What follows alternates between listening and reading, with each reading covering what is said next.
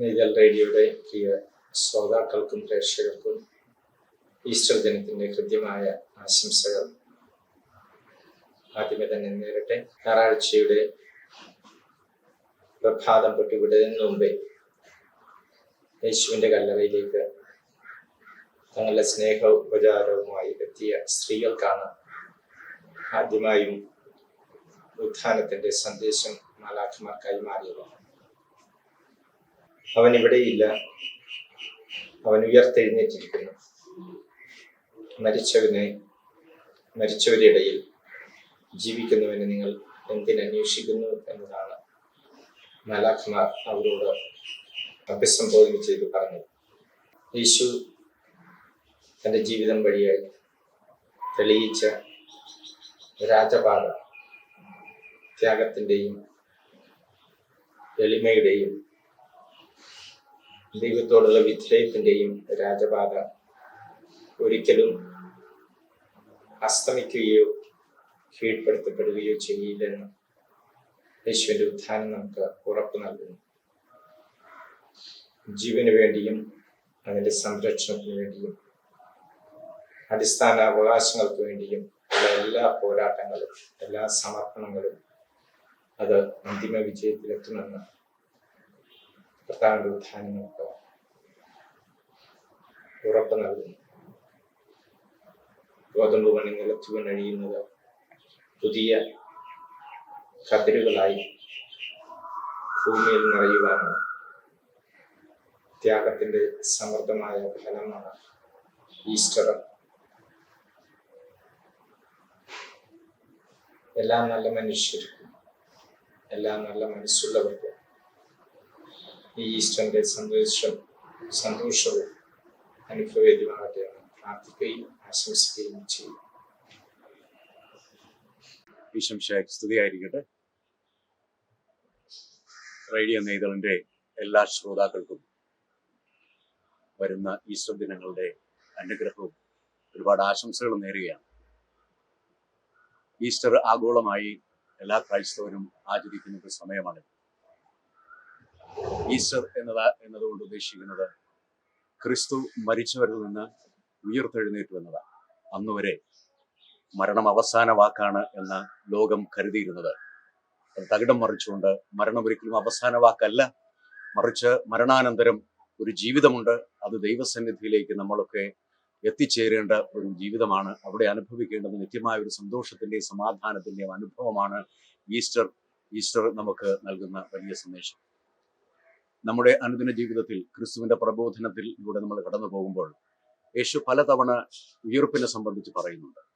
തൻ്റെ പീഡാസഹനവും മരണവും ഉത്ഥാനവും സംബന്ധിച്ച് 3 തവണ അവിടുന്ന് പ്രവചിക്കുന്നുണ്ട്.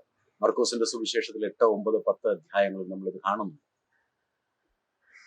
സാധാരണ മരണഭീഷണിയുള്ളവരൊക്കെ മരിക്കുന്നതിന് മുൻപ് ഒരുപക്ഷെ പറയും,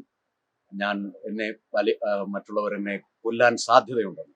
പക്ഷെ ഈ ലോകത്തിൽ ഒരു നേതാവും ഒരു വ്യക്തിയും പറഞ്ഞിട്ടില്ല മരിച്ചാൽ ഞാൻ വീണ്ടും ഉയർത്തെഴുന്നേൽക്കുമെന്ന്. ഞാൻ ഉത്ഥാനം ചെയ്യുമെന്ന് ആരും പറഞ്ഞിട്ടില്ല. അത് ക്രിസ്തു മാത്രമാണ് പറയാൻ ധൈര്യം കാണിച്ചത്. അത് സത്യമായതുകൊണ്ട് തന്നെ നമുക്കത് ക്രിസ്തുവിൻ്റെ അപ്പോസ്തലന്മാരുടെ സാക്ഷ്യത്തിലൂടെ നമുക്കത് മനസ്സിലാകും. എന്ന് മാത്രമല്ല, ക്രിസ്തുവിൻ്റെ സമകാലികനായ ചരിത്രകാരൻ ഫ്ലാവിയസ് ജോസിഫസ് പോലും ക്രിസ്തുവിൻ്റെ ഉത്ഥാനത്തെ സംബന്ധിച്ച് സാക്ഷ്യം പറഞ്ഞിട്ടുണ്ട്. പൗലോസ് അപ്പോസ്തലനെ നമുക്ക് പരിചയമുണ്ട്. സാവൂൾ എന്നായിരുന്നു അദ്ദേഹത്തിന്റെ പേര്. അദ്ദേഹം യഹൂദ തീവ്രവാദിയായിരുന്നു. ക്രൈസ്തവരെന്ന് ആരെങ്കിലും അവകാശപ്പെട്ടിരുന്നെങ്കിൽ അവരെയൊക്കെ തേടിപ്പിടിച്ച് കാരാഗൃഹത്തിൽ അടയ്ക്കുക, വധിക്കുക. ക്രിസ്ത്യാനികളിൽ ആദ്യത്തെ രക്തസാക്ഷിയെ കൊന്നവൻ സാവൂളാണ്. ആ സാവൂളിനെ ഉദ്ധിതനായ കർത്താവാണ് അദ്ദേഹത്തിന് പ്രത്യക്ഷപ്പെട്ട് അദ്ദേഹത്തെ നേടിയെടുത്തത്. ക്രിസ്തു അദ്ദേഹത്തിന് വെളിപ്പെടുത്തുന്ന ഒരു കാര്യമുണ്ട്. നീ എന്നെ പീഡിപ്പിക്കുന്നു, സഭയെ പീഡിപ്പിക്കുക വഴി നീ എന്നെയാണ് പീഡിപ്പിക്കുന്നു എന്ന് പറഞ്ഞ ക്രിസ്തു അവനോട് പറയുകയാണ്, നീ ഇനിമേൽ എനിക്ക് വേണ്ടി നീ എത്രത്തോളം പീഡിപ്പിക്കപ്പെടുമെന്ന് ഞാൻ നിനക്ക് കാണിച്ചു തരാമെന്ന് പറയുന്നു. പൗലോസ് അപ്പോസ്തലൻ കൊരിന്ത്യക്കാർക്ക് എഴുതിയിരിക്കുന്ന 2-ാമത്തെ ലേഖനത്തിൽ 11-ാമത്തെ അധ്യായത്തിൽ 22 മുതലുള്ള വാക്യങ്ങളിൽ പൗലോസ് പറയുന്ന ഒരു കാര്യമുണ്ട്. ക്രിസ്തുവിന് വേണ്ടി താൻ ഏറ്റെടുത്ത പീഡകളെ സംബന്ധിച്ച് പലതവണ കാരാഗൃഹത്തിൽ അടയ്ക്കപ്പെട്ടു ക്രിസ്തുവിന് വേണ്ടി. ക്രിസ്ത്യാനികളെ കൊല്ലാൻ നടന്നവൻ കൃത്യമായി പറയുന്നുണ്ട് എന്തൊക്കെ പീഡനങ്ങളാണ് ക്രിസ്തുവിന് വേണ്ടി താൻ ഏറ്റെടുത്തതെന്ന്. അവസാനം നിരവധി തവണ കാരാഗൃഹത്തിൽ അടയ്ക്കപ്പെട്ടു. പലതവണ 5 തവണയോളം 40-41 കുറവ് അടികളേറ്റു, ചാട്ടവാറടിയേറ്റു. 3 ദിവസം അദ്ദേഹം ഒരു രാത്രിയും ഒരു പകലും കടലിൽ ഒഴുകി നടന്നു. കപ്പൽ അപകടത്തിൽ പലതവണപ്പെട്ടു. അദ്ദേഹം പല പ്രാവശ്യം കാരാഗൃഹത്തിൽ അടയ്ക്കപ്പെട്ടു. വടി കൊണ്ട് അടിക്കപ്പെട്ടു ഒരു ദിവസം. ഇങ്ങനെ എണ്ണി അദ്ദേഹം ക്രിസ്തുവിന് വേണ്ടി ഏറ്റെടുത്ത പീഡകളെ സംബന്ധിച്ച് സന്തോഷത്തോടെ അഭിമാനത്തോടെ പറയുന്നു, ഇനിമേൽ എനിക്ക് ജീവിതം ക്രിസ്തുവാണ്, മരണം എനിക്ക് നേട്ടമാണ് എന്ന് പറയുന്ന പൗലോസിനെയാണ് നമ്മൾ കാണുന്നത്. ഞാൻ സുവിശേഷം പ്രസംഗിക്കുന്നില്ലെങ്കിൽ എനിക്ക് ദുരിതം എന്നാണ് ക്രിസ്തുവിന്റെ സുവിശേഷത്തിന് എതിരെ പ്രവർത്തിച്ചവൻ, സുവിശേഷകരെയും സുവിശേഷത്തെയും കത്തിച്ച മനുഷ്യൻ പിന്നീട് ഉചിതനായ ക്രിസ്തുവിനെ നേരിൽ കണ്ട് അനുഭവിച്ചുകൊണ്ട് പറയുന്നത്, ഇനി ഞാൻ ക്രിസ്തുവിന് വേണ്ടി, എന്റെ ജീവിതം ക്രിസ്തുവിന് വേണ്ടി, ഞാൻ ഇനി ജീവിക്കുന്നെങ്കിൽ അത് ക്രിസ്തുവിന് വേണ്ടിയാണ്. ഞാൻ സുവിശേഷം പ്രസംഗിക്കുന്നെങ്കിൽ എനിക്ക് ദുരിതം എന്നാണ് അദ്ദേഹം പറയുന്നത്. ഇതിനേക്കാൾ വലിയ ക്രിസ്തു ജീവിച്ചിരിക്കുന്നു, ഇന്നും ജീവിച്ചിരിക്കുന്നതിനേക്കാൾ വലിയ തെളിവ് വേണം.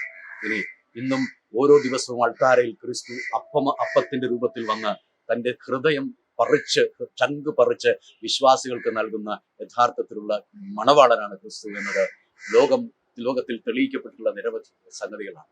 ഏതാണ്ട് 101 ദിവ്യകാരുണ്യ അത്ഭുതങ്ങളിൽ തെളിയിക്കപ്പെട്ടിരിക്കുന്നത് ക്രിസ്തു ദിവ്യകാരുണ്യത്തിൽ ഇന്നും ജീവിച്ചിരിക്കുന്നു എന്ന് മാത്രമല്ല, അവിടുന്ന് ദിവ്യകാരുണ്യത്തിൽ ഇന്നും തന്റെ ചങ്ക് പറിച്ചാണ്, ഹൃദയമാണ് തന്റെ വിശ്വാസികൾക്ക് വേണ്ടി പകുത്തു കൊടുക്കുന്നതെന്ന് ശാസ്ത്രം 101 തവണ സംഭവിച്ച ഈ അടയാളങ്ങളിലൂടെ തെളിയിച്ചിട്ടുണ്ട്.